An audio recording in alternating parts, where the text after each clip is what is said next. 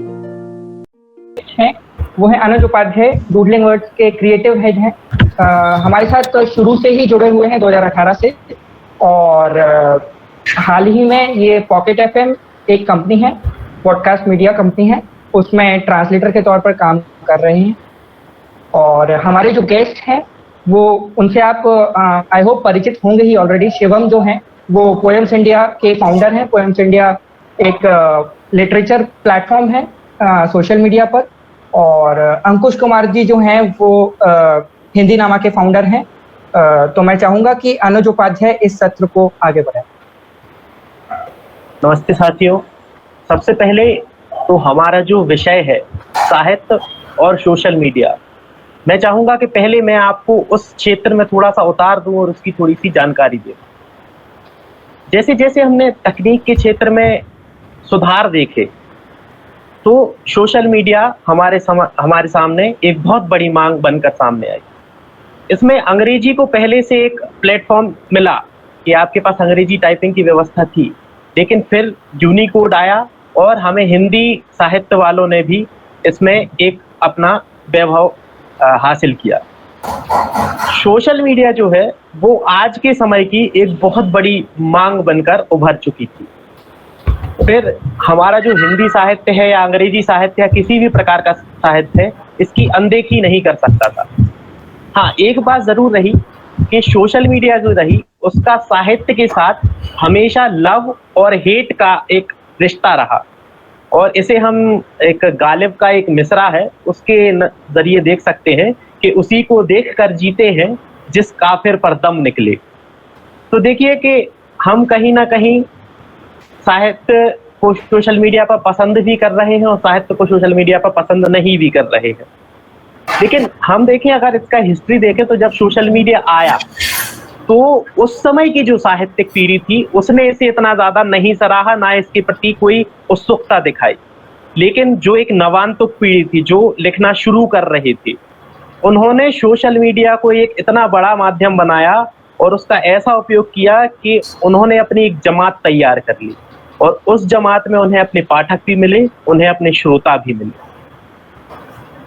अब इससे क्या हुआ कि जो पुराने स्थापित मठ और गढ़ थे वो हिल गए और उनके एकाधिकारों को धक्का लगा। इस उपक्रम को नकारने की कोशिश भी की गई। हालांकि सोशल मीडिया का लोकतांत्रिक स्पेस अपने आभासीपन के बावजूद एक ठोस सच्चाई के रूप में हमारे सामने आ खड़ा हुआ। जैसे जैसे इसकी अनभिज्ञता कम हुई वैसे वैसे भर्त्सना भी कम होती गई। अब जब हम सोशल मीडिया की बात करते हैं और उसके साथ हम जब साहित्य को जोड़ते हैं तो हमें दो बहुत बड़े नाम आप अपने सामने देखते हैं। एक हो गया पोएम्स इंडिया और एक हो गया हिंदी नामा। इनकी शुरुआत जिस तरह से हुई कि जैसे अंकुश जी की कहानी हमें बहुत हद तक पता है, उन्होंने एक सेशन और हमारे साथ किया कि उन्होंने पहले अपने व्यक्तिगत विचार और अपने दोस्तों के विचार डालना शुरू किया एक पेज के जरिए कि थोड़ा बहुत उनका साहित्य फले फूले। फिर उनका और उसमें रुचि बढ़ती गई और उन्होंने इसको एक इतने बड़े मुकाम पर हासिल कर दिया कि एक पुस्तक के सोशल मीडिया पार्टनर के तौर पर भी हिंदी नामा हमारे सामने आया। फिर हम बात करें पोएम्स इंडिया की। पोएम्स इंडिया आज की डेट में एंडोर्समेंट भी ले रहा है, कोलैब भी कर रहे हैं बड़ी फ्रेंचाइज के साथ। और उनका जो प्रति माह एक द स्टेज इज योर्स करके जो टाइटल होता है उसके जरिए वो इतने ज्यादा कवियों को मौका दे रहे हैं कि वो अपनी रचनाएं लोगों के बीच रख सकें और इतना बड़ा मंच दे रहे हैं कि जिसके लिए हर कवि जो एक नया लेखक था वो हमेशा से तरस रहा था। अब हम अपने प्रश्नों का सिलसिला शुरू करते हैं और मैं आप दोनों से सवाल पूछूंगा। आप एक एक करके अपने प्रश्न उनके जवाब जनता के सामने रखिए। तो पहला प्रश्न है, क्या सोशल मीडिया प्रकाशन जगत में मौजूद सत्ताधिकार को और प्रभावी ढंग से चुनौती देगा?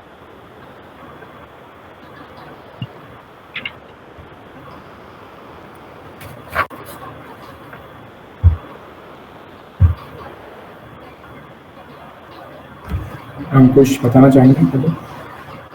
बोलिए बोलिए। जी, तो सोशल मीडिया ने एक तरीके से पब्लिशिंग को बहुत आसान कर दिया है। लोग जब से सोशल मीडिया आया है तब से अमेजोन किंडल भी आया था। किंडल ने सेल्फ पब्लिशिंग लाया, तो उससे जो एक लेखक को दिक्कतें आती थी प्रकाशन में, तो वो कई हद तक हटा दी गई हैं। अगर तो एक लेखक है जो अच्छा लिखता है, अगर वो चाहे और अपनी रचनाएं प्रकाशित करना चाहे तो वो तुरंत कर सकता है। लेकिन कहीं ना कहीं एक लैडर मिसिंग हुई है कि एक ग्रोथ होनी चाहिए एक लेखक की, वो कहीं ना कहीं मिस हो जाती है यहाँ पर। जैसे कि मैं अगर लिखना चालू करता हूँ, लिखना शुरू करता हूँ, तो संग में मुझे पढ़ना भी शुरू करना पड़ता है, क्योंकि साहित्य बहुत बड़ा संसार है और जितना ज़्यादा मैं पढ़ूंगा उतने ज़्यादा अच्छे तरीके से मैं अपने विचार व्यक्त कर पाऊंगा। तो उस तरीके से देखा जाए तो सोशल मीडिया ने पब्लिशिंग के क्षेत्र में काफ़ी अच्छा काम भी किया है, और कहीं ना कहीं एक मीडियोकर साहित्य बहुत आ गया है। तो वो एक इसका कॉन्स है, लेकिन प्रोस काफ़ी ज़्यादा है। और अनुज, आपका सवाल क्या था सत्ताधिकार वाला, एक बार फिर से बताएंगे? मेरा प्रश्न था कि सोशल मीडिया जो है, वो जो पब्लिशिंग हाउसेस है, उनका जो पहले से एक सत्ताधिकार मौजूद है कि वो पहले से एक एस्टेब्लिश्ड वो बन के रख रहे हैं, तो वो उसे कितने प्रभावी ढंग से चुनौती दे सकता है सोशल मीडिया पब्लिशिंग हाउसेस को? चुनौती देने की बात की जाए तो जैसे कि आज मैं अच्छा लिख रहा हूँ और लिखते मतलब अपने विकास के लेखन क्षेत्र में जो मेरा विकास हो रहा है, उसके साथ मैं अपनी रचनाएं हैं अपने पेज पर डालता हूँ, जिसको लोग सराहते हैं। तो अगर आपने देखा होगा कि अगर एक नया लेखक एक अपनी कविता संग्रह प्रकाशित करता है, तो जरूरी नहीं है कि उसकी 100 प्रतियां बिकें, 1000 प्रतियां बिकें, जरूरी नहीं है। लेकिन अगर मैं अपनी कविता अपने पेज पर डालूं तो हो सकता है कि मेरे 10,000 फॉलोअर्स हो जाएं। आपने सुना होगा कि कभी कभी कोई बहुत वायरल हो गया वीडियो तो किसी के 1 लाख हो गए। तो अगर आपका अच्छा फॉलोअर बेस है तो जो अपने एस्टैब्लिश्ड पब्लिशिंग हाउस हैं उनके पास भी एक हिंट जाती है कि ये इस बंदे का फॉलोअर बेस ऑलरेडी अच्छा है, तो लोग इसको पढ़ रहे हैं, लोग इसको पढ़ना चाहते हैं। तो कहीं ना कहीं इसका एक इम्पैक्ट पड़ा है जो ऑलरेडी एग्जिस्टिंग पब्लिशिंग हाउस है उस पर।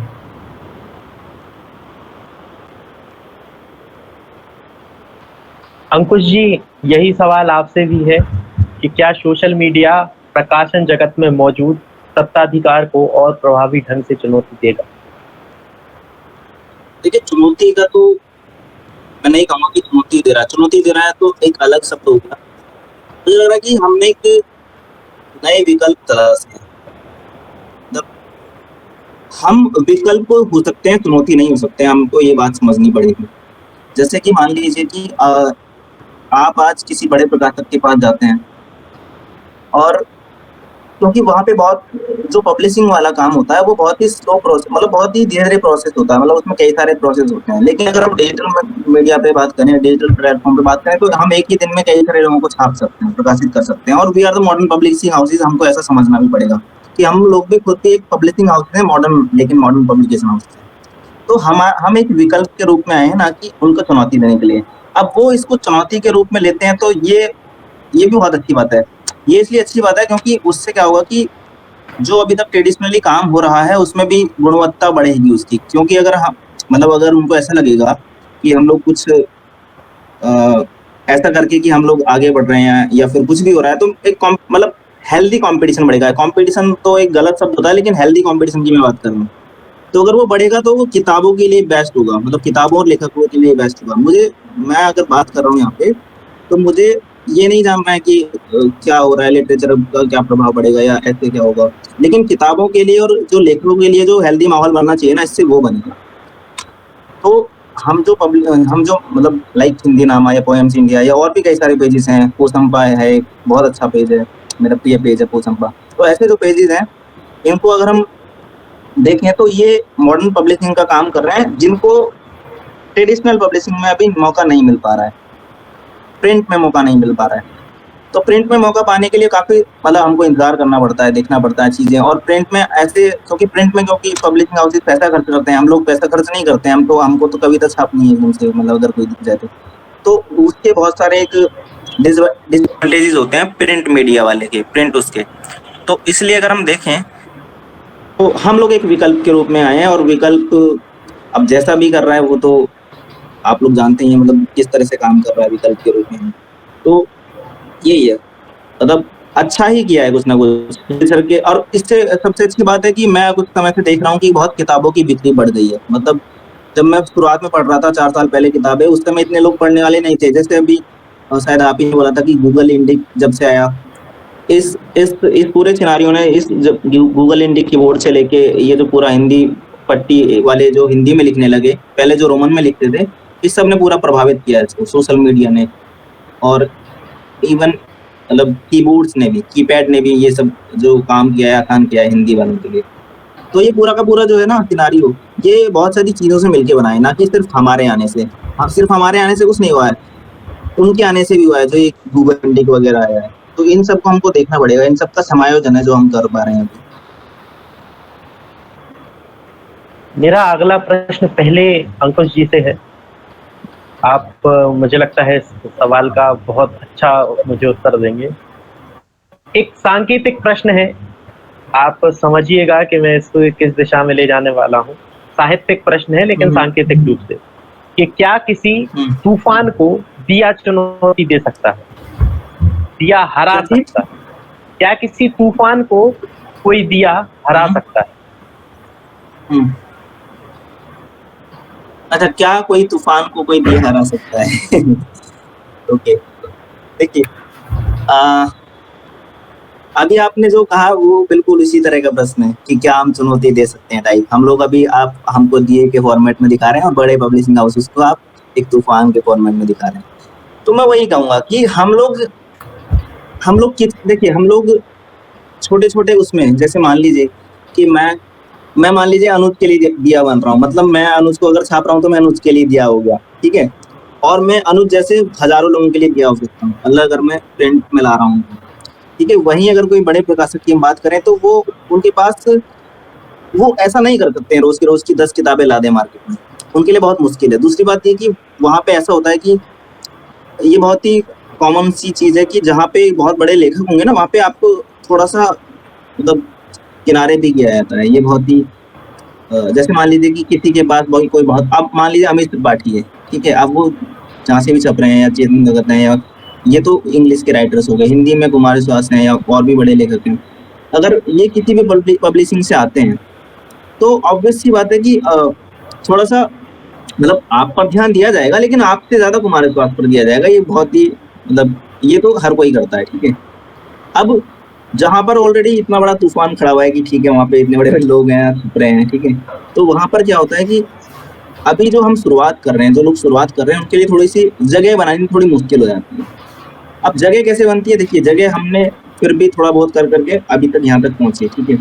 तो हम लोग सिर्फ एक विकल्प के तौर पे आए। अब वो मैंने जैसे कि पहले भी कहा कि वो किस रूप में लेते हैं, पब्लिशिंग हाउसेज उसको किस रूप में लेते हैं, वो उनके ऊपर बात है। लेकिन मैं अपने आप को एक विकल्प के रूप में देखता हूँ। और दिया और जो आपने तूफान वाली बात कही, तो दिया कोई भी हराने के लिए काम ना करे तो मुझे अच्छा लगेगा। एक्चुअली में देखिए, अगर हम तूफान को परिभाषित करते हैं, मैं तूफान की अलग ही डेफिनेशन बना देता हूँ यहाँ पे। तूफान को हम ले लेते हैं कि तूफान भी साहित्य के लिए काम कर रहा है ना, और दिया भी साहित्य के लिए काम कर रहा है, तो क्यों ना हम दोनों को मिल जाना चाहिए। मतलब हम क्यों हराएं किसी को? मतलब हम हराने की बात ना करें, मुझे लगता है कि हम लोगों को समायोजित होकर सबको एक साथ काम करना पड़ेगा, ना कि किसी को हराने के लिए। तो हमको अगर लिटरेचर के लिए काम कर रहा है तो हम भी लिटरेचर के लिए काम करें, तूफान अगर लिटरेचर के लिए काम कर रहा है तो तूफान भी काम करे। तो हम लोगों का जो एग्जैक्ट मतलब पॉइंट है वो लिटरेचर है, ना कि एक दूसरे के लिए क्लैश करना। तो मुझे लगता है ऐसा। तो मतलब आपका प्रश्न थोड़ा सा यहाँ पे वो था थोड़ा मुश्किल नहीं, लेकिन मुझे उत्तर बहुत सकारात्मक ऊर्जा से भरा हुआ लगा। अब इसी प्रश्न को मैं शिवम जी से थोड़ा सा बदल कर पूछना चाहूंगा कि पोएम्स इंडिया के इस पूरे सफर के दौरान एक दिया बनकर आपने किन किन तूफानों से लड़ाई की? तो जैसा कि अंकुश ने कहा कि तूफान कहना गलत होगा, मतलब मैं समझता हूँ। तो जैसा कि उन्होंने कहा कि विकल्प के तौर पे है, मौजूद है हम लोग, तो वो भी सही है। तो हमारा ऐसा नहीं है कि हम किसी पब्लिशिंग हाउस की जगह ले रहे हैं या उसको कट ऑफ करके मतलब एक डिजिटल प्लेटफॉर्म में ही सब कुछ हो रहा है, ऐसा कुछ नहीं है। बेसिकली हमारे ऐसे पेजेस हैं, जैसे हिंदी नामा हुआ या फिर पोएम्स इंडिया है, हिंदी पंक्तियाँ हैं, तो इनका काम है कि जो अच्छा काम कर रहे हैं उनको एक्सपोजर देना है। मतलब एक लेखक का लेखन हुआ, एक हुआ पब्लिशिंग, उसके बीच में आता है एक्सपोजर। तो वो एक्सपोजर बहुत ज़रूरी रहता है कि उस कवि को मालूम भी पड़ता है, उसको फीडबैक मिलता है कंटिन्यूस कि मैं कितना अच्छा लिख रहा हूँ। तो एक बीच में एक मिसिंग बोल सकते स्टेप था, वो ऐड हुआ है सोशल मीडिया के आने से, जहाँ पर लोग जो लिखना शुरू कर रहे हैं या फिर जो पहले से भी लिखते आ रहे हैं वो अपनी रचनाएं प्रकाशित करते हैं अपने पेज पर, उनको फीडबैक मिलता है उनके दोस्तों से, उनकी कविताएं नए नए लोगों तक पहुंचती है।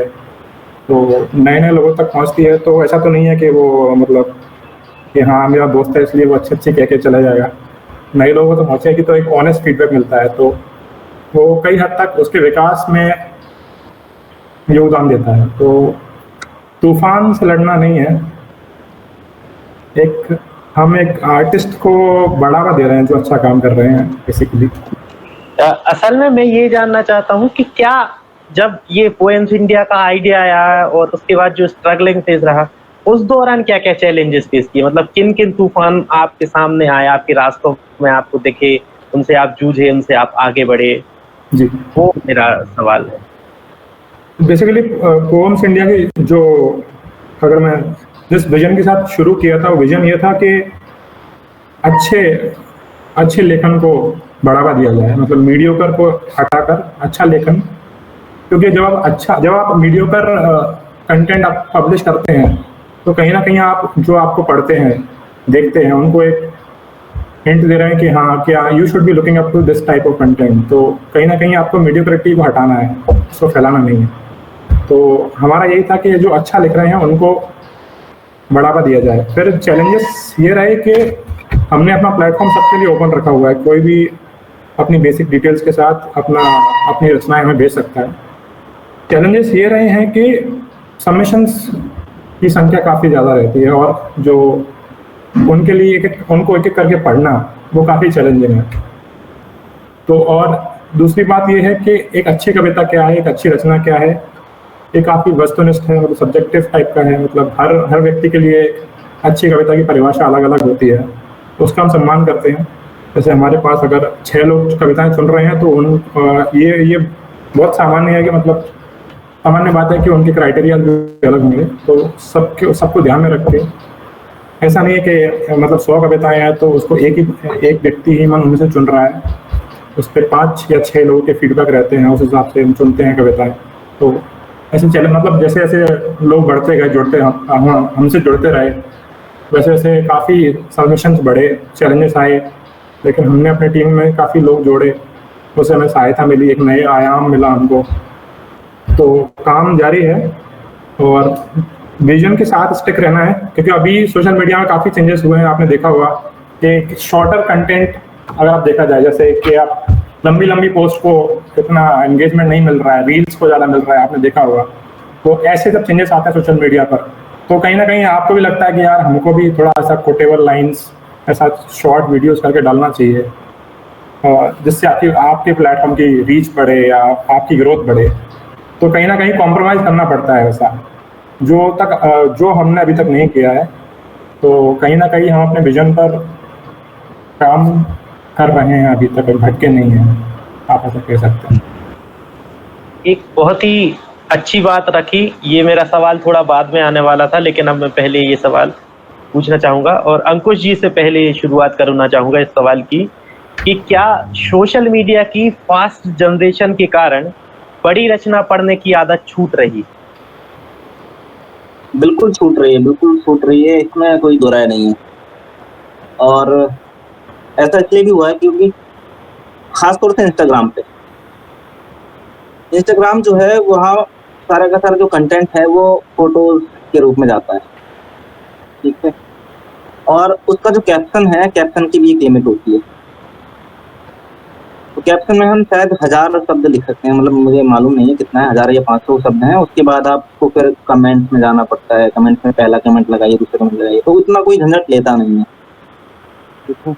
इसके अलावा ट्विटर का जो वर्ड लिमिट है वो तो आपको पहले से पता है, वहाँ तो 280 कैरेक्टर्स आते हैं। उसके अलावा वो मतलब या वहाँ पे या तो कोट्स डाल दीजिए या फिर वहाँ पे आप छोटी छोटी पोएम्स डाल दीजिए, खनिकाएं डाल दीजिए, तो है। इसके अलावा फेसबुक सिर्फ एक ऐसा माध्यम है जहाँ पे लोग अभी भी पढ़ लेते हैं, बड़ा कंटेंट पढ़ लेते हैं। तो ये डिपेंड करता है हमारे जो मीडिया, जहाँ पे सोशल मीडिया हैंडल्स है ना, उनके ऊपर भी डिपेंड करता है कि वहाँ पे किस तरह के लोग हैं। जैसे कि अगर आप देखें तो इंस्टाग्राम की जो हमारी ऑडियंस है अभी भी, वो 18 से जो 24 साल के लोग हैं वो लगभग शायद 70% के आसपास लोग हैं, जो 18 से 24 मतलब सॉरी 18 से 35 साल के बीच में जो है वो 70% लोग हमको फॉलो करता है। और ये जो जनरेशन होती है इसमें कई सारे जो लोग हैं वो बहुत ही फौरी तौर पे, मतलब ऊपरी तौर पे बहुत सारी चीज़ें पढ़ते हैं। उनको 2 लाइन मिल गई, उनको अच्छा लगा, उन्होंने शेयर कर दिया। बहुत लंबा पढ़ने का उनका एक वही नहीं रहता, मतलब माइंड सेट ही नहीं रहता कि उनको बहुत लंबा पढ़ना है, कई बार इग्नोर ही कर देते हैं देखते के साथ। तो ये उस प्लेटफॉर्म की भी एक, क्या बोलते हैं उसको, एक डिसएडवांटेज है उस तरह के प्लेटफॉर्म्स का।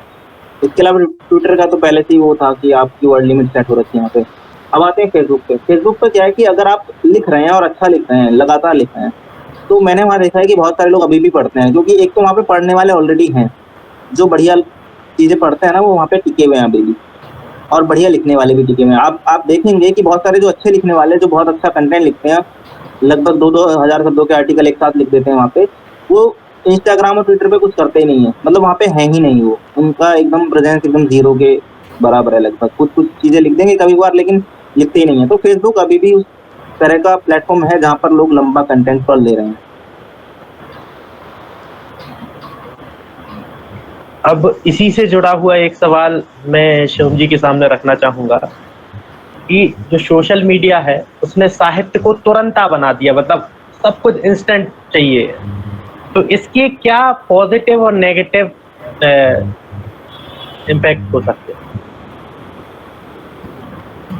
तो अगर हम पुराने तरीके से जो रचनाएं प्रकाशित की जाती थी पब्लिशिंग हाउस द्वारा, उसमें अगर देखा जाए तो क्या होता था, लेखक अपना लिखता था पहले, उसको संजोकर प्रकाशक को भेजता था ईमेल के जरिए, या एक मैन्युस्क्रिप्ट जो होती पांडुलिपि बोलते हैं जिसको, वो भेजता था। तो काफ़ी स्लो प्रोसेस था, मतलब 5-6 महीने बाद उनको अच्छा लगा नहीं लगा उस हिसाब से उनका रिस्पॉन्स आता था, एक फीडबैक प्रॉपर आता था कि अगर आपकी रचना, मतलब उनको उन्होंने अगर मना किया है, आपको निरस्त कर दी गई है, तो क्या कारण थे कि जिसकी वजह से आपकी रचनाएं प्रकाशित नहीं की जा रही हैं, ठीक है। और अब अभी की देखा जाए, मतलब जो सेल्फ पब्लिशिंग है उसमें आपके पास आपकी रचनाएं हैं, बीच में प्रूफ रीडिंग है, लेकिन क्वालिटी कंटेंट असेसमेंट नहीं है, तो आप तुरंत पब्लिश कर सकते हो।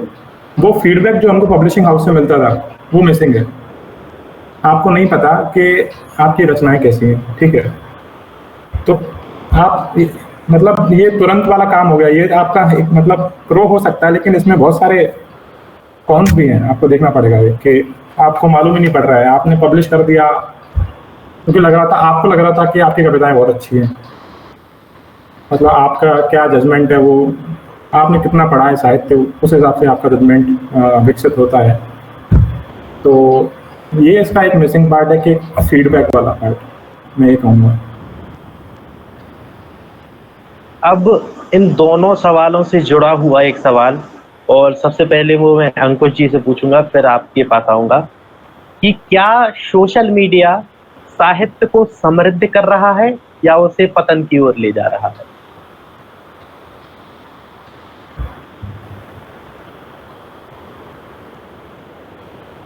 अंकुश आप म्यूट पे हैं। अंकुश जी आपका माइक। हाँ ठीक है। देखिए सोशल मीडिया क्या कर रहा है ये हम अभी इसलिए नहीं कह सकते क्योंकि हमको भी इस बात को कहने में भी समय लगेगा। मात्र 4 साल में कोई, क्योंकि साहित्य बहुत पुरानी चीज है, मतलब बहुत प्राचीन चीज है कि हम उसको एकदम से ये बोलते हैं कि समृद्ध हो रही है या फिर इससे पतन हो रहा है इसका। 2 चीजें लेकिन जरूर हुई हैं कि इस तरह के प्लेटफॉर्म से, सोशल मीडिया से कम से कम पढ़ने वालों की संख्या बहुत ज़्यादा बढ़ी है।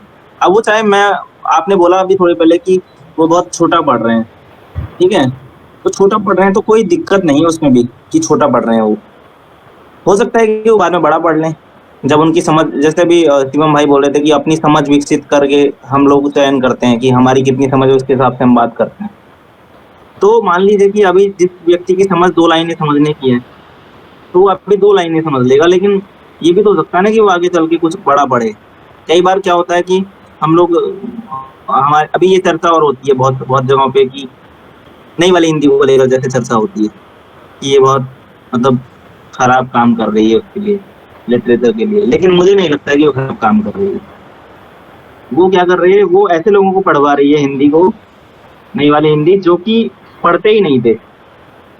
अब पढ़ेंगे तो आगे भी जाएंगे, मतलब अगर उनको पढ़ के कोई देवी प्रकाश त्रिपाठी को पढ़ रहा है, कोई निखिल शशांक को पढ़ रहा है, कोई सत्य व्यास को पढ़ रहा है, कोई नीलोत्पल मनाल को पढ़ रहा है, इनको सबको पढ़ रहे हैं, ठीक है, और भी कई सारे लोग हैं, इन सबको पढ़ रहे हैं कोई भी, तो वो जरूरी तो है नहीं कि यहीं तक ही रुक जाएगा पढ़ने के बाद। बहुत सारे लोग ऐसे भी होंगे ना जो प्रेमचंद को पढ़ेंगे आगे, लाल शुक्ल को पढ़ेंगे आगे, ठीक है, फणीश्वर नाथ रेणु को पढ़ेंगे, मतलब यहाँ तक भी आएंगे।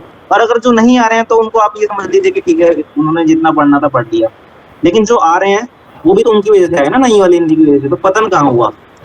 दूसरी बात ये कि जितने भी हमारा संसार है, जितना ही बड़ा, किसी भी पूरे संसार में आप देख लीजिए, जो इंटेलेक्चुअल्स की संख्या, मैंने अभी पोस्ट भी लिखा था कुछ दिन पहले कि इंटेलेक्चुअल की संख्या बहुत कम होती है हमेशा।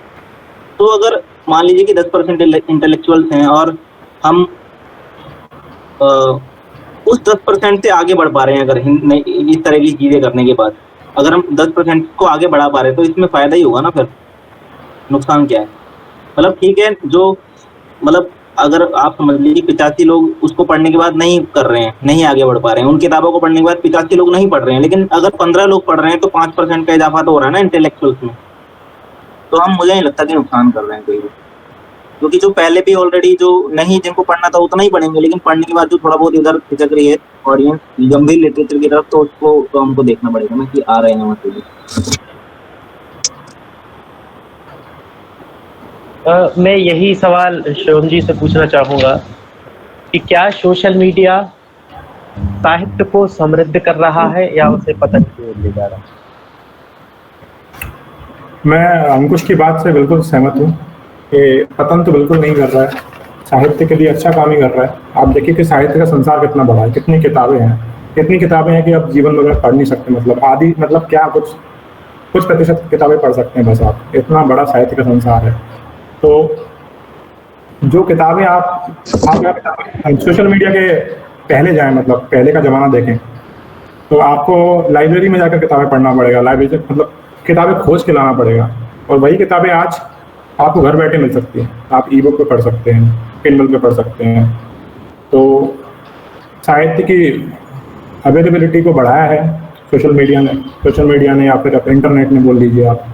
दूसरा है कि जैसा अंकुश ने बोला कि जो तुरंत वाला जो 2 लाइन है या 3 लाइन में पढ़ता हूँ जो मुझे बहुत अच्छी लगती है, तो कहीं ना कहीं उससे भी मुझे प्रेरणा मिलती है कि उस स्पेसिफिक राइटर की किताबें पढ़ी जाए, क्योंकि 2-3 लाइन उसकी मतलब मुझे लोग कोट कर रहे हैं, लोग पढ़ रहे हैं, तो क्यों ना उसकी किताब पढ़ी जाए, उनकी किताब पढ़ी जाए, और तो कहीं ना कहीं उसकी प्रेरणा मिलती है।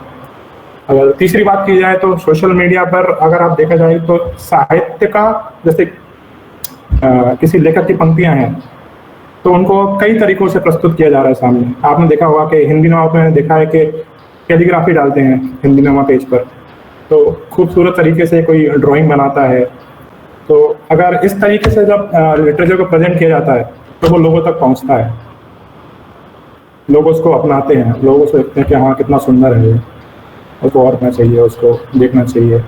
तो कहीं ना कहीं ये अच्छे पहलू हैं, और मुझे लगता है ये सोशल मीडिया साहित्य को ज़्यादातर लोगों को पहुंचा रहा है। इसमें मैं भी एक थोड़ा कंपैरेटिव एक व्यू अपना एक जोड़ना चाहूँगा कि मैंने एक शब्द इस्तेमाल किया था, लोकतांत्रिक स्पेस। सोशल मीडिया एक बहुत बड़े लोकतांत्रिक स्पेस की तरह आया, लेकिन इसमें हमें दिखता है कि बहुत कचरा भी है, क्योंकि यहाँ कोई छन्नी नहीं है। हाँ, वो बात अलग है कि ऐसे लोगों को दाद देने वाले भी हैं और ऐसे उपभोक्ता भी हैं जो वो चीज सुनते पढ़ते हैं। लेकिन अगर हम पीछे जाएं तो देखते हैं कि क्या पहले खराब किताबें छपती नहीं थी, या पत्र पत्रिकाओं में जो रचनाएं प्रकाशित होती थी वो हमेशा अच्छी ही होती थी। हमें हमें हमारी पुरानी जनरेशन ने ही हमें घासलेटी साहित्य और लुगदी साहित्य जैसे शब्द दिए हैं। तो मुझे लगता है कि शायद ये चीज हमेशा से, जो गुणवत्ता वाली बात है, हमेशा से साहित्य में मौजूद थी, चाहे वो हिंदी साहित्य हो चाहे अंग्रेजी साहित्य हो। तो मेरा मानना रहता है कि हमें इसमें एक्सेप्टेंस होना चाहिए कि हमारी तरफ से गुणवत्ता में क्या सुधार हो रहा है, हम अपनी तरफ से गुणवत्ता सुधारें ताकि एक छन्नी बन सके, एक साहित्यिक छन्नी बन सके। अब अगला प्रश्न मैं रखूंगा कि कोविड-19 में जहां सारे प्रकाशन संस्थान बंद रहे, उस दौरान सोशल मीडिया पर साहित्य कितना फला फूला, और पहले अंकुश जी से सवाल करूंगा कि व्यक्तिगत तौर पर आपको इसमें क्या परिवर्तन दिखे? देखिए, जब कोविड-19 की वजह से जब लॉकडाउन वगैरह हो गया, तो सभी के सिर्फ एक कंटेंट इंडस्ट्री ही वो रही, कंटेंट की जो इंडस्ट्री है पूरी, न सिर्फ साहित्य बल्कि जितना भी कंटेंट है, सिर्फ एक वही इंडस्ट्री थी जो फल फूल रही थी उस दौरान। खासतौर से ओटीटी प्लेटफॉर्म लोगों ने बहुत सारी चीजें देखनी शुरू कर दी। तो ऐसे में मैंने एक चीज नोटिस की कि हमारे जो फॉलोअर्स थे, हमारे जो पाठक थे, वो बहुत ही तेजी से बढ़े उस दौरान। मतलब पिछले साल से अब तक बहुत ज्यादा एकदम से ग्रोथ हुई है। और इसमें क्या है कि आपका जो मूल प्रश्न है एक बार मुझे फिर से दोहरा दीजिए, मैं थोड़ा सा। प्रश्न है कि कोविड-19 में जहां प्रकाशन संस्थान बंद रहे, तब सोशल मीडिया पर साहित्य कितना फला फूला, और इसमें व्यक्तिगत तौर पर आपको क्या परिवर्तन देखने को? तो जैसे मैंने कंटेंट वाली बात बताई कि कंटेंट जो है वो कंटेंट इंडस्ट्री ही पूरी फली फूली, तो उसमें साहित्य पे भी आते हैं अभी। दरअसल हुआ क्या कि बहुत सारे लोग जो किताबें नहीं पढ़ रहे थे उस दौरान भी, मतलब बहुत सारे लोगों को समय नहीं मिल रहा था। अब जैसे कई सारे लोग जॉब पे जाते हैं, तो उनको 1 घंटा या 1.5 घंटा जाने में लगता है, शाम को 1 घंटा 1.5 घंटा आने में लगता है। इसके अलावा जो घर पे बैठ के जो सुविधा मिल रही थी, ये सिर्फ उनकी बात कर रहा हूँ मैं जो नौकरी पेशा है। इसके अलावा जो लोग हैं उनकी तो मैं बात ही नहीं कर रहा फिलहाल अभी। तो उसमें क्या है कि उसमें एक बहुत बड़ी चेंज ये आया कि एक तो उनको जब घर पे बैठ के काम करने की सुविधा मिली, तो वो अपनी सुविधा के अनुसार चीजों को देखने बरतने लगे। तो इसमें जो कंटेंट इंडस्ट्री पूरी की पूरी बूम हुई, उसमें किताबों का भी एक बहुत बड़ा रोल था। अब जो किताबें, बहुत सारे लोगों ने क्या हुआ था कि बहुत सारी किताबें लाकर रखी हुई थी अपने पास, उन्होंने वो मंगानी शुरू कर दी, वो पढ़ी। मैंने खुद कल पिछले साल जो है, पिछले साल मैंने काफी सारी किताबें जो मेरे पास रखी हुई थी अप्रैल में काफी सारी पढ़ी मैंने अप्रैल में। हालांकि उसके बाद मेरा थोड़ा सा मतलब मानसिक स्तर पे थोड़ा सा मैं थोड़ा हिल हो गया था, तो उस दौरान में नहीं पढ़ पाया। लेकिन शुरुआत में मैंने काफी सारी किताबें मैंने पढ़ी। तो ऐसे ही मैंने देखा कि मेरे दोस्त बहुत सारे हैं जो लोग पढ़ रहे थे उस दौरान, बहुत सारी चीजें पढ़ रहे थे। इसके अलावा क्या हुआ कि जो किताब नहीं भी पढ़ रहे थे और जिनके पास किताबें भी नहीं थी, मैंने ये भी देखा कि किंडल के जो हम लोग दरअसल ये चीजें देखते रहते हैं, तो किंडल पे भी जो चीजें बिक रही थी ना, किंडल पे जो किताबें बिक रही थी, वो भी बिक्री ज्यादा हो गई पिछले साल। इसके अलावा ऑडियो स्टोरीज प्लेटफॉर्म जो है, हम जब भी बात करते हैं लिटरेचर की तो हम ऑडियो स्टोरीज प्लेटफॉर्म को भूल जाते हैं।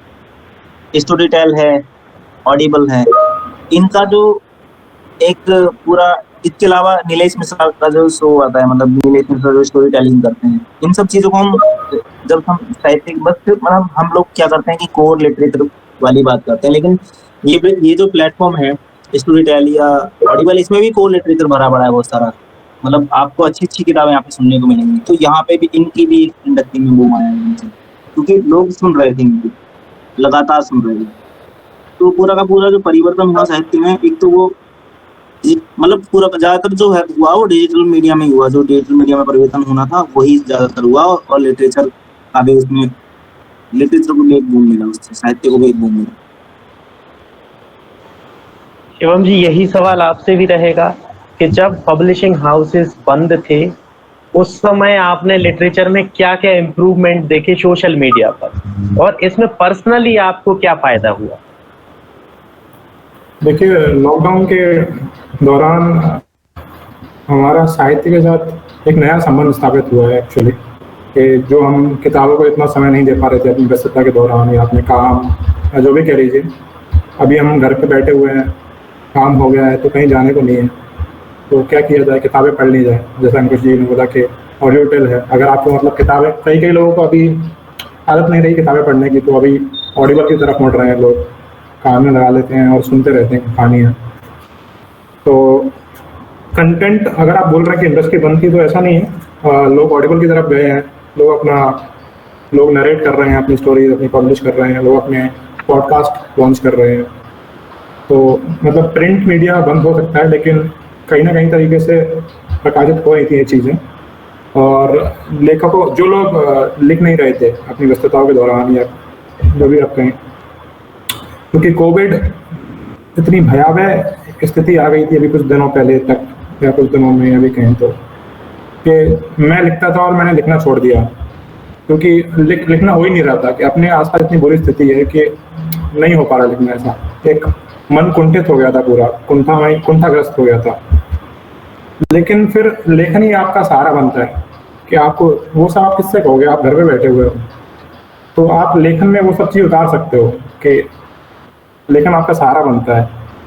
और मैंने देखा है कि अभी जो पिछले 1 साल के दौरान जो लोग रचनाएं भेज रहे हैं, उसमें सबसे मुख्य जो टॉपिक रहा है मेन, वो रहा है डिप्रेशन, एंग्जाइटी, जो उनको पैंडेमिक के दौरान झेलनी पड़ी है। मतलब जो उनको ऐसा लगता है कि हम घर पे पड़े हुए हैं तो कितना मिस आउट कर रहे हैं विश्व में, मतलब दुनिया में इतनी चीज़ें हो सकती थी, हो रही थी, और हम लोग जैसे आप हैं, मैं हूँ, अंकुश जी, हम अपनी एज के प्राइम में हैं और कितना कुछ मिस कर रहे हैं। तो कहीं ना कहीं से एक डिप्रेसिंग बड़ा माहौल बनता है। तो उसको लिखने की अगर आदत बनाई गई, कुछ लोगों ने बनाई है, उसको आदत बनाया है, और लेखन में अच्छा किया है काफ़ी लोगों ने, अपने ऑनेस्ट विचारों को सामने रखा है। तो मैंने देखा था जो लोग नहीं लिखते थे प्री पैंडेमिक, उन्होंने काफ़ी जोर शोर से लिखा है। अगला सवाल मेरा आपसे ही है शिवम जी। सोशल मीडिया पर हमें किस तरह की साहित्यिक छन्नी यानी फिल्टर का इस्तेमाल करना चाहिए, और पर्सनल लिटरेचर को सोशल मीडिया पर कैसे वायरल या ट्रेंड किया जाता है या पॉपुलर किया जाता है? छलनी की बात की जाए तो सबसे पहले you have to make sure कि आप मीडियोकर कंटेंट पब्लिश ना करें, मतलब, क्योंकि साहित्य की, जैसे आपने बोला कि इंटरनेट या सोशल मीडिया ने साहित्य को उपलब्ध कराया आपके लिए, तो उससे ये अच्छा पॉइंट है। दूसरा पॉइंट, बुरा पॉइंट ये है कि उससे प्लेगरिज्म बढ़ गया है, नकल जिसको बोलते हैं। आपने कहीं एक कविता पढ़ ली जो आपको लगता है कि किसी को नहीं मालूम, तो आपने उसमें कोई शब्द चुरा के बदल के आपने छाप दी अपने कहकर। तो ये बहुत देखने को मिलता है आजकल। तो पहली छलनी तो यही होनी चाहिए कि आपको मालूम होना चाहिए कि ये कविता किसी कवि की खुद की कविता है या नहीं, मतलब ओरिजिनल कंटेंट पब्लिश करना चाहिए आपको।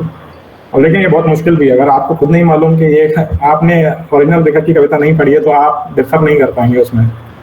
तो ये चैलेंजेस आते हैं। ये कई बार हुआ भी, मेरे साथ भी हुआ है कि हमने कई बार प्रकाशित किया है, तो किसी और ने पॉइंट आउट किया है कि ये कविता प्लेगराइज्ड है, तो फिर उसको हमने उस तरीके से संभाला भी है।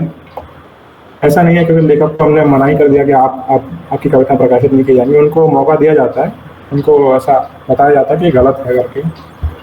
दूसरा पॉइंट ये है कि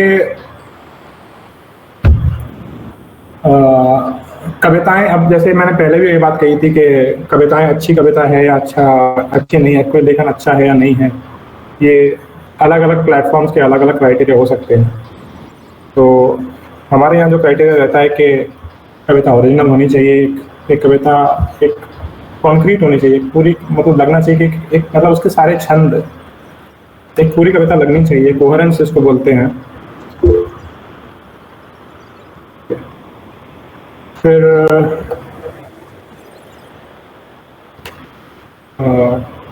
आपका सवाल यही था ना कि क्या फिल्टर्स होने चाहिए और ग्रो कैसे किया जा सकता है? लिटरेचर। फिल्टर्स को मैंने बता दिए, फिल्टर्स तो काफी सब्जेक्टिव रहते हैं। कविता अच्छी पढ़कर मालूम पड़ जाता है कि अच्छी है या नहीं, तो उसमें तो कोई दो राय नहीं है। वायरल होने का ऐसा कोई वो नहीं है कि चुटकी बजाया वायरल होगा करके। एक पूरा लंबा प्रोसेस है, मतलब आप लिखते रहिए, आप प्रकाशित करते रहिए अपनी कविताएं, अपनी रचनाएं, और एक ना एक दिन ऐसा आएगा कि मतलब अगर आप अच्छा लिखते रहेंगे तो आपकी कविताएं पक्का लोगों तक पहुंचेगी, इसमें कोई दो राय नहीं है। अंकुश जी, मेरा आपसे सवाल है, क्योंकि अभी एक बहुत बड़ा मुद्दा जो कॉपीराइट वाली बात आई, एक बहुत बड़ा मुद्दा भी सोशल मीडिया और साहित्य की दुनिया में उठा हुआ है, कॉपीराइट का, जिससे आप भी वाकिफ होंगे। तो अपनी चीजों का कॉपीराइट है, तो आपको क्या लगता है कि कहाँ तक सुरक्षित है साहित्य का कॉपीराइट? दोबारा से बोलिए, हल्का थोड़ा सवाल दोबारा से बोलिए अपना। जो कॉपीराइट के इश्यूज आ रहे हैं लगातार, ये चीजों की जो सोल है, जो पीस का सोल है, वो निकाल के अलग कर दिया जा रहा है, तो चीजों का, अपने साहित्य का कॉपीराइट कहाँ तक सेफ है? कॉपीराइट चीज का कॉपीराइट जो है ना, मीडिया पर चीजें डालने से आपको नुकसान हो सकता है, आपकी चीजें चोरी हो सकती हैं, ये कितना चैलेंजिंग? देखिए, दरअसल चीजें ऐसी हैं कि कॉपीराइट की उससे कॉपीराइट एक इसको हम बोलते हैं कॉपीराइट इन्फ्रिंजमेंट, मतलब कि शायद यही सब यूज किया था ना कि कॉपीराइट का उल्लंघन करना उसका। तो इस चीज से हम कभी भी बच ही नहीं सकते हैं, मतलब कोई भी नहीं बच सकता इससे, कोई भी हो जाए वो, क्योंकि और दूसरी बात ये कि बहुत सारी चीजें ऐसी भी होती हैं कि हम प्रूव ही नहीं कर पाते कि हमारा है। जैसे मान लीजिए कि आप वर्ड टू वर्ड अगर बात करेंगे तो कोर्ट या वो बहुत सारी संस्थाएं ऐसी होती हैं, जैसे कोई ये सब इसको चेक करने का एक वो होता है, जैसे पीएचडी स्कॉलर्स होते हैं ना, उनके लिए भी एक वो बनाई जाती है कुछ, तो वो उसमें पूरा अपना अपलोड करते हैं और फिर उसमें देखा जाता है कि इस तरह से कोई चोरी चकारी तो नहीं की उन लोगों ने। तो आपको अगर आपको वर्ड टू वर्ड कॉपी नहीं होगा, लेकिन आपके अगर भाव सेम होंगे ना, तो वो कॉपी नहीं दिखता, मतलब उसको नहीं बताएगा कि वो कॉपी हुआ। तो ये बहुत दिक्कत वाली बात है, और आप ना तो कोर्ट में साबित कर पाएंगे कि कॉपी है, क्योंकि आपका जो काम है, आपने जो लिखा है उससे दूसरे व्यक्ति ने थोड़ा अलग लिख दिया है, लेकिन आप ही की चीज लिख दी है, मतलब आप ही की चीज को उसने अलग शब्दों में लिख दिया, तो आप कभी भी प्रूव नहीं कर सकते कि वो कॉपीराइट, मतलब कॉपीराइट का उल्लंघन नहीं हो रहा है वहाँ पे, जबकि हो रहा है। मान लीजिए कि मैंने किसी की कविता पढ़ ली और मैंने उसको बदल के लिख दिया बिल्कुल। कई बार तो ऐसा भी होता है कि हम लोग कुछ लिख रहे होते हैं अगर, तो हमने उसका नहीं पढ़ा होता है, लेकिन हमने उस तरह का भाव लिख दिया, तो वो कॉपीराइट के इसमें दायरे में नहीं आएगा। ठीक है, मान लीजिए कि एक ही विचार कई सारे लोगों को आ सकता है ना, मतलब ये तो है नहीं कि मैं ही एक व्यक्ति हूँ, मेरे को एक जैसा विचार आएगा। अब जैसे बहुत सारे लोग बहुत सारी कविताएं लिखते हैं, देश प्रेम पे कविताएं लिखते हैं, तो ऐसा तो है नहीं कि मैं ही अकेला देश प्रेमी हूँ, बहुत सारे लोग देश प्रेमी हैं। अब जो देश प्रेमी है तो उनके जो विचार होंगे बहुत सारे लोग बहुत हद तक एक जैसे भी हो सकते हैं ना, मतलब कुछ चीजों में एक जैसे होंगे, तो वहाँ पे मुझे लगता है कि शायद कॉपीराइट ना लगे, मतलब कॉपीराइट का इशू नहीं होना चाहिए वहाँ पे। तो ये मेरा कहना है। तो और लेकिन हाँ, ये भी नहीं है कि अगर आपका कुछ ऐसा है कि आपकी लाइन टू लाइन आपकी कॉपी करनी है, तो फिर तो आप मतलब फिर तो आपको लगता है, फिर तो आप पे लगना चाहिए कॉपीराइट का। मेरा एक आखिरी सवाल है अंकुश जी आपसे, कि सोशल मीडिया जैसे कि फेसबुक, इंस्टाग्राम, इन पर लिखी जाने वाली साहित्य की विधाएं कौन कौन सी है, और किन विधाओं का सोशल मीडिया के साहित्यिक वर्ग में ह्रास हो रहा है, यानी नुकसान हो रहा है, किन्हें हम खोते जा रहे हैं सोशल मीडिया के साथ? देखिए, अभी जो है ना सबसे ज्यादा जो कविताएं चल रही हैं वो, मतलब जो बंधन मुक्त कविताएं, जो मुक्त कविताएं, मुक्त छंद कविताएं, वो सबसे ज्यादा, क्षणिकाएं, मुक्त कविताएं, ये सब सबसे ज्यादा पॉपुलर हो रही हैं। इसके अलावा जो गीत, मुक्तक, ये सारी चीजें हैं, ये लगभग खत्म हो चुकी हैं सोशल मीडिया से। बहुत ही कम लोग बचे हैं जो गीत लिखते हैं, मुक्तक लिखते हैं, छंद में लिखते हैं।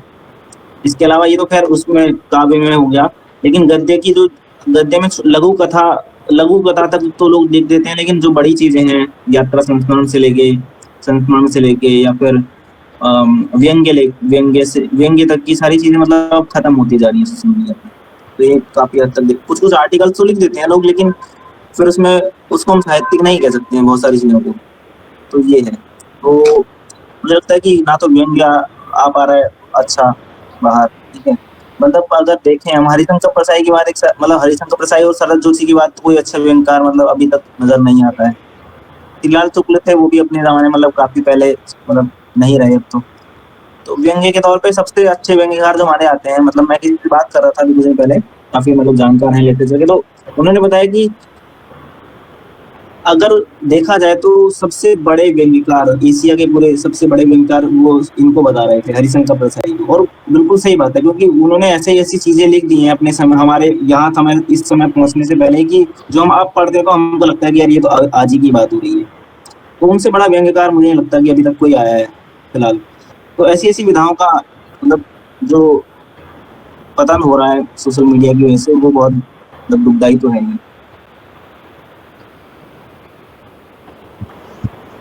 अब हम अपने सेशन के बिल्कुल आखिरी पड़ाव पर आ गए हैं और पब्लिक इंटरेक्शन का दौर आ गया है। अब जो भी हमें देख रहे हैं, जो भी हमारे साथ जुड़े हुए हैं, चाहे वो फेसबुक, यूट्यूब या इसी मीट में हो, वो अपने प्रश्न हमारे सामने रख सकते हैं। तो इसमें सबसे पहला प्रश्न आया है दिशा साहू जी का। उनका सवाल है कि कहा जाता है कि अगर आपको सोशल मीडिया पर ग्रो करना है, बेसिकली इंस्टाग्राम पर, तो आपको इंटरेक्शन करना पड़ेगा लोगों से, ऑडियंस से, लेकिन कुछ लोग इसमें कंफर्टेबल नहीं होते। तो सबसे पहले मैं शिवम जी से पूछना चाहूंगा, तो क्या इंटरेक्शन ना कर पाने के कारण सोशल मीडिया की ग्रोथ पर असर पड़ता है? जी, कुछ हद तक कह सकते हैं कि इंटरेक्शन जरूरी है, कोलैबोरेशन जिसको बोल सकते हैं आप, कि आपने देखा होगा कि सोशल मीडिया पर लोग क्रॉस कोलैबोरेट करते हैं ताकि एक दूसरे के जो रीच है वो ट्रांसफर हो सके। तो कुछ लोग कंफर्टेबल नहीं है, जैसा आपने बताया, और तो उनके लिए एक सॉल्यूशन ये है कि आप जो ऑनलाइन ओपन माइक्स होते हैं या फिर ऑनलाइन बुक रीडिंग्स होती हैं, पोइट्री क्लब्स रहते हैं, उनकी मीटिंग में जाएं, वहाँ जुड़ें। वहाँ पर आपकी मतलब आपको काफ़ी लोग सुनते हैं, तो एक तरीके से वो भी इंटरेक्शन है और it helps you growth, it helps you grow actually. एक सवाल आया है यूट्यूब पर, मैं चाहूंगा अंकुश जी इसका जवाब दें कि जो सोशल मीडिया पर ट्रोल कल्चर है, हर चीज को ट्रोल करते हैं लोग, इससे कैसे डील किया जाए? यार ट्रोलर्स को तो मोदी जी डील नहीं कर पा रहे, हम क्या करेंगे मतलब उनको ट्रोल किया जाता है। तो ऐसा है कि भाई अगर आप सोशल मीडिया में है ना, तो ट्रोलर्स की तो आप मतलब छोड़ ही दो, वो तो ट्रोल करने आएंगे, मतलब कोई इसका साधन ही नहीं है। एक्चुअली मैं तो कुछ समय मैंने देखा कि कुछ गड़बड़ियां हुई हमारे चैनल पे भी, जब हम लोग लाइव कर रहे थे, तो मैंने मैनुअली भी करने की कोशिश की, लेकिन कुछ हो नहीं रहा है उससे, उसका कोई एक्चुअली में अगर ट्रोल करने आ रहा है ना, तो आप ये समझ लो कि आप कहीं ना कहीं तो अच्छा कर रहे हो। जब भी अच्छा कर रहे हो तो आपको ट्रोल करने कोई ना कोई व्यक्ति आएगा। तो ट्रोलर्स को बढ़ने दो अपने, जितने बढ़ेंगे इतने ही आप अच्छे कर रहे हैं, कोई दिक्कत नहीं है। जितने ज्यादा ट्रोलर्स आपके होंगे इतने ही मतलब इतना ही आप ग्रो कर चुके होंगे, ये मान के चलिए, क्योंकि ट्रोलर सिर्फ उनको ट्रोल करते हैं जो आगे बढ़ चुके होते हैं अपने जीवन में। तो ट्रोलर की दिक्कत मतलब ऐसा तो है कि ये जगह पूरी तरह से सही भी तो नहीं है, मतलब कभी कभार कुछ बुरा लिखने वाले भी ट्रोल हो जाते हैं, यदि हम साहित्य की बात करें तो बुरा लिखने वाले, वो व्यक्ति अगर अपने मन में ऐसा सोच ले कि हम तो कुछ ना कुछ अच्छा ही कर रहे हैं, तभी तो हमारे हेटर्स हैं या ट्रोलर्स हैं। नहीं, देखिए आप बुरा लिखने वाले की बात अब हम करते हैं, जैसे आप अभी फिर से वहां पहुंच जाएंगे ओपन माइक पे, ठीक है, ओपन माइक कल्चर पे पहुंच जाएंगे, जो एक पिछले बार भी बहस हो गई थी लोगों की कि भाई रेखता में किन लोगों को बुला लिया है ना, रेखता में एक सेशन रखा गया था। तो मैं ये मानता हूँ कि एक व्यक्ति के पास अगर भीड़ है, ठीक है, तो उसको हर कोई पूछेगा। अब ये इस व्यक्ति की समझदारी पे डिपेंड करता है कि वो क्या सोचता है इस बारे में। कई बार उसको खुद से ये डील करना पड़ेगा अपने साथ कि मैं जो कंटेंट डिलीवर कर रहा हूँ क्या वो ठीक है। मतलब एक समय के बाद तो उसको सोच लेना चाहिए, मतलब हमेशा अगर वहीं पे सैचुरेट हो गए तो फिर उनका भी करियर बहुत ज्यादा चलेगा नहीं। मतलब करियर से मतलब मैं ये कह रहा हूँ कि उनको भी फिर लॉन्ग टर्म में पूछने वाला कोई नहीं होगा अगर वो नहीं समझेंगे इस बात। ये सब चीजें शॉर्ट टर्म की हैं, बहुत शॉर्ट टर्म के लिए होती हैं। बहुत सारी ऐसी चीजें हैं जो शॉर्ट टर्म में आई और खत्म हो गई। मतलब इसका सबसे बड़ा एग्जांपल यार, आप मैं कैसे बताऊं, आप हनी सिंह को देख लीजिए। एक जमाने पे बहुत यो हनी सिंह ऐसे कर करके लोग ऐसे गाना गाते रहते थे उनका। आज वो कहाँ है आपको भी पता है। मतलब वो आज कहीं नहीं है पूरी बॉलीवुड इंडस्ट्री में। तो बहुत सारी चीजें होती हैं जो बहुत शॉर्ट टर्म के लिए आती हैं, जो बहुत जिनको हम जिनके कंटेंट को हम बोलते हैं नहीं यार इसमें इस वाले कंटेंट में दम नहीं है, तो फिर चीजें चलती नहीं है, वो अपने आप ही लुप्त हो जाती हैं। तो उससे आप ये मत सोचिए कि आप क्या कर रहे हैं। उनको जो करना, देखिए मुझे लगता है कि जो व्यक्ति को करना है वो करेगा और उसको करने दीजिए। हम लोग को क्या करना है, हम लोगों को ये सोचना होगा हम लोग कैसे बेहतरी कर सकते हैं। हम जैसे बेहतरी कर सकते हैं, हमको बस वो प्रयास करने चाहिए। दूसरा क्या कर रहा है, कैसे कर रहा है, क्यों कर रहा है, उसको करने दो यार।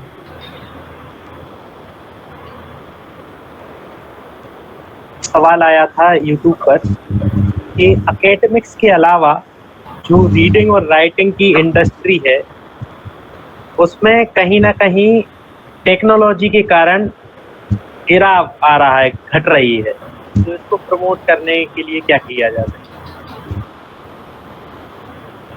समझा नहीं मैं आपका सवाल, थोड़ा सा दोबारा से बताएं। एकेडमिक्स के अलावा जो रीडिंग और राइटिंग की इंडस्ट्री है वो गिर रही है टेक्नोलॉजी के कारण, तो इसको प्रमोट कैसे किया जा सकता है, ऐसा सवाल सुनील जी करते हैं।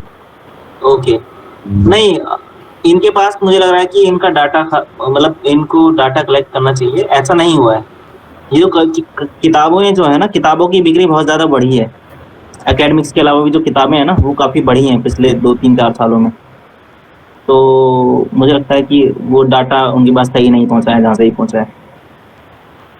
मतलब ये डाटा वाली चीज़ें हम लोग इसको देखते हैं इंटरनली, तो सभी डाटा जो है वो बढ़े हैं। किताबों की जो बिक्री है पिछले कुछ सालों में बहुत ज़्यादा बढ़ी है वो।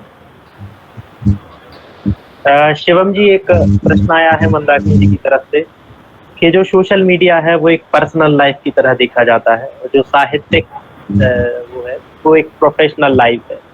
तो इन दोनों के बीच बैलेंस कैसे बनाया जा सकता है, और दूसरी बात कि इनमें से प्रेफरेंस किसको ज्यादा देनी चाहिए, और अगर ऐसा कुछ भी होता है तो इसकी वजह से जो मेंटल इशू होंगे उनसे कैसे डील करें?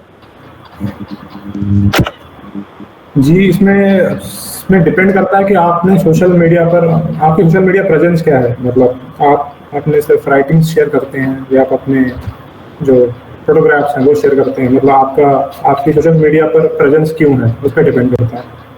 तो अगर आप सिर्फ लिखने के लिए, मतलब आप अपनी कविताएं वगैरह ज़्यादा डालते हैं, तो मैं ये कहूँगा कि आप अपनी कविताएं वहाँ पर प्रकाशित करें, दूसरों को पढ़ें और कुछ समय बिताएं कि आपके कविताओं पर कैसा क्रिटिसिज्म मिला है या फिर फीडबैक मिला है। उससे ज़्यादा आप, मतलब ऐसा नहीं कि आप किसी ने ट्रोल किया, आपने किसी ने गलत कमेंट किया तो आप उसको पकड़ के बैठ जाए। आप ये सब नहीं कर सकते। अगर आप ऐसा करेंगे तो आप कहीं ना कहीं आपके जो आपकी मानसिक स्वास्थ्य है उसका असर पड़ता है, बिल्कुल पड़ता है। तो कहीं ना कहीं हमको समझना पड़ेगा कि सोशल मीडिया है वो हमारी एक्चुअल प्रेजेंस नहीं है, वो एक वर्चुअल प्रेजेंस। अगर कहीं आपने कहीं देखा है कि लोग अपना रोता हुआ फोटो डालते हैं वहाँ पे, या फिर कोई दुख भरी ऐसा मतलब फोटो डालते नहीं डालते हैं, अपनी अच्छी पिक्चरें डालते हैं। कहीं ना कहीं मतलब एक अपनी लाइफ को ग्लोरीफाई करके प्रेजेंट किया जा रहा है, तो उससे लोगों को लगता है कि हाँ ये इनकी एक्चुअल लाइफ है, जो कि नहीं है। तो कहीं ना कहीं उसको सही समझ लेना, मतलब उसको एक्चुअल समझ लेना गलत है। सोशल मीडिया सब कुछ नहीं। एक आखिरी प्रश्न और हम अपना आज का सेशन खत्म करेंगे। निखिल जी का प्रश्न आया है यूट्यूब पर कि कॉपीराइट जो इश्यूज आते हैं उनसे कैसे डील किया जाना चाहिए। अंकुश जी, मैं चाहता हूँ आप इसका जवाब। कॉपीराइट इश्यूज से कैसे डील किया जाना चाहिए? अगर आपने ऑलरेडी कॉपीराइट ले रखा है तो बहुत ही, जैसे मान लीजिए कि अभी मैं देखता हूँ ना कि कुछ लोगों ने हिंदीनामा के पेजेस बना लिए थे हिंदीनामा के नाम से, और कई बार तो लोगो भी लगा दिया था। मतलब हिंदीनामा का पूरा लोगो और नाम ये सब लिख दिया। फिर अभी कुछ समय पहले मैंने देखा कि BHU जो है बनारस हिंदू विश्वविद्यालय, तो इसकी जो हिंदी विभाग है इसने भी हिंदीनामा नाम से पेज बना लिया था कुछ समय पहले, और अच्छे कवियों को वो लाइव लेकर आ रहे थे। तो मेरे पास पहुंची ये बात तो अब चूंकि हिंदीनामा रजिस्टर्ड है कई सारी जगहों पे, मतलब जहाँ कॉपीराइट उसमें कॉमर्स मिनिस्ट्री में भी, इंडस्ट्री और कॉमर्स मिनिस्ट्री में भी वो रजिस्टर्ड है, और जीएसटी वगैरह सब कुछ ले रखा है मैंने, ब्रांड नेम भी ले रखा है। तो अगर कुछ ऐसा भी आता है तो हम वहाँ पे लीगल नोटिस भेज सकते हैं। हालांकि मुझे लीगल नोटिस भेजने की ऐसे आवश्यकता नहीं पड़ी कि मैं उनको भेजूँ। मैंने उनको खाली फ़ोन किया कि ऐसे ऐसे बात है और ये आप हटा लीजिए क्योंकि मेरा पेज है, और पर मतलब ऐसे मैंने उनको सबूत के तौर पे वो सब भेज भी दिया। तो उन्होंने खुद ही मतलब कुछ दिन बाद उसको चेंज कर दिया था। तो हम लोग अपना मतलब ऐसे कोई एक लीगल टीम रख सकते हैं। लीगल टीम में कोई भी आप, अगर आपके दोस्त भी होंगे चलेगा, मतलब वकील जो होते हैं ना, बहुत सारे आजकल हमारे दोस्त होते हैं LLB करने वाले, या फिर जिन्होंने कर चुके होते हैं, वो भी चलेंगे। कोई भी वकील एक लीगल नोटिस तैयार कर सकता है किसी भी व्यक्ति के लिए, लेकिन उसके लिए आपके पास सबूत होना चाहिए कि आप मतलब इस चीज के पर, मतलब इस चीज के जो जिस चीज पे आप वो दावा कर रहे हैं वो आपकी है। अगर नहीं होगा फिर आप नहीं भेज सकते लीगल नोटिस। तो ये है, लीगल नोटिस बहुत आराम से भेजा जा सकता है एक वकील के माध्यम से। तो मेरी और जनता की तरफ से इतने ही सवाल थे। अब मैं चाहूंगा कि हर्ष आप प्रोसीड करें। थैंक यू सो मच अंकुश जी और शिवम जी और अनुज भैया इस सेशन को कनेक्ट करने के लिए और हमारे साथ सोशल मीडिया और लिटरेचर पर बातचीत करने के लिए। मैं कुछ बातें आपसे व्यक्तिगत तौर पर भी करना चाह रहा था और ऑर्गेनाइजेशन तौर पर भी। वो ये थी कि हमने हाल ही में ये 3 साल का जो सेलिब्रेशन है उसको एक कैंपेन के थ्रू भी कैंपेन से भी जोड़ा है, जो कि एक मेंटल हेल्थ कैंपेन है। इसके अंतर्गत हमने एक हैशटैग चलाया है, hashtag poverty is perfect, that is nobody is perfect. So या पोवर्टी इज नर्फेक्ट। तो हम चाहते हैं कि हम इसको और एम्पलीफाई कर सकें, और जो लोग इसके अंतर्गत हम कोशिश कर रहे हैं कि लोग इसकी टैगलाइन दी है कि embrace your flaws. So social media पे खासकर लॉकडाउन में बहुत ही हमने केसेस देखे, डिप्रेशन के कई केसेस आए, और सोशल मीडिया न्यूज यही इन सब से हम सब घिरे बाहर जा सकते हैं। तो बहुत दिक्कतें हो रही हैं लोगों को, ऊपर से हेल्थ इश्यूज भी हो रहे हैं इतने सारे। तो हम कोशिश कर रहे हैं कि पोवर्टी इज नर्फेक्ट को हम लोगों तक पहुंचाएं और उनसे ये आग्रह करें कि वो हमसे जुड़ें या हमारी कम्युनिटी से जुड़ के कुछ हम उनकी सहायता कर सकें एक पॉजिटिव वाइब्स क्रिएट करने में, पॉजिटिव एनवायरनमेंट क्रिएट करने में। तो मैं आपसे ये सहायता चाहूँगा दोनों ऑर्गेनाइजेशन तौर पे, मतलब हिंदीनामा और पोएम्स इंडिया से, अगर ये पॉसिबल है तो, अगर हम इसमें कोलैबोरेट करके इसको आगे बढ़ा सकें पोवर्टी इज नर्फेक्ट को। और साथ ही साथ मैं आपसे इस पर प्रतिक्रिया चाहूँगा।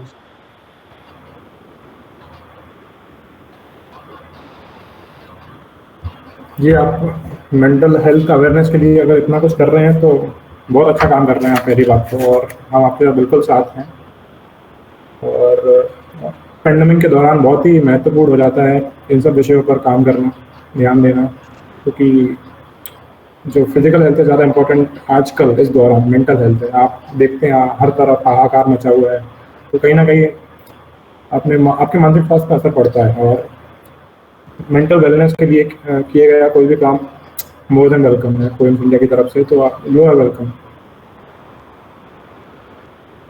Thank you so much Shivam ji इसके लिए देने के लिए, मतलब अग्रीमेंट देने के लिए और हमारे साथ इस कैंपेन में जुड़ने के लिए।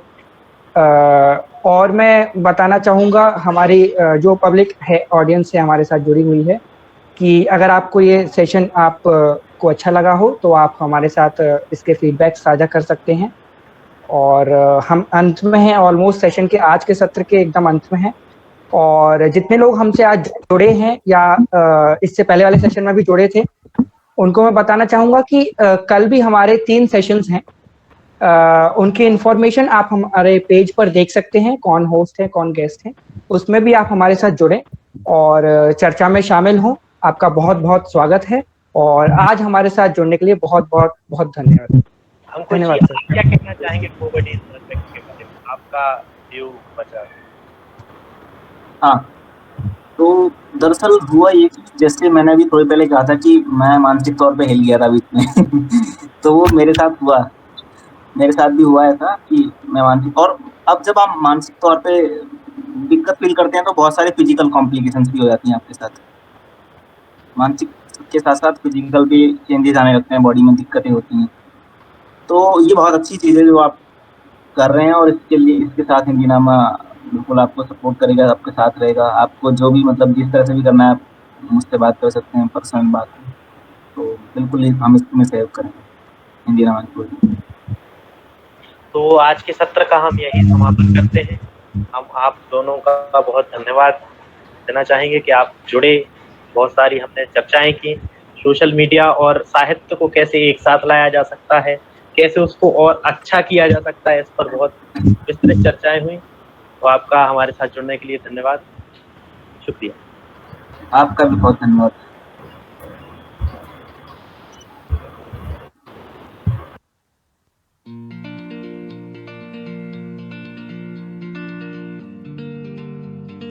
तू जिंदा है, तू जिंदगी की जीत पे यकीन रख, अगर कहीं है स्वर्ग तो उतार ला जमीन पर। तू जिंदा है तो जिंदगी की जीत में यकीन कर। तू जिंदा है तो जिंदगी की जीत में यकीन कर, अगर कहीं है स्वर्ग तो उतार ला जमीन पर, उतार ला जमीन पर। ये गम के और 4 दिन, सितम के और 4 दिन, ये दिन भी जाएंगे गुजर, जैसे गुजर गए 1000 दिन। ये गम के और 4 दिन, सितम के और 4 दिन, ये दिन भी जाएंगे गुजर, गुजर गए 1000 दिन। कभी तो होगी इस चमन में भी बहार की नजर, अगर कहीं है स्वर्ग तो उतार ला जमीन पर, उतार ला जमीन पर। तू जिंदा है तो जिंदगी की जीत में यकीन कर, हमारे कारवां का मंजिलों को इंतजार है, ये आंधियों ये बिजलियों की पीठ पर सवार है। हमारे कारवां का मंजिलों को इंतजार है, ये आंधियों ये बिजलियों की पीठ पर सवार है।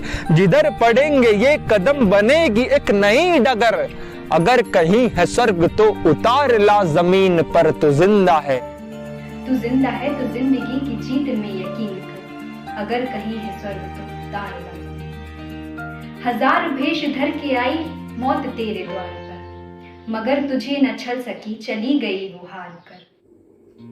1000 भेष धर के आई मौत तेरे द्वार पर, मगर तुझे न छल सकी चली गई वो हार कर। नई सुबह के संग सदा तुझे मिली नई उम्र, अगर कहीं है स्वर्ग तो उतार ला जमीन।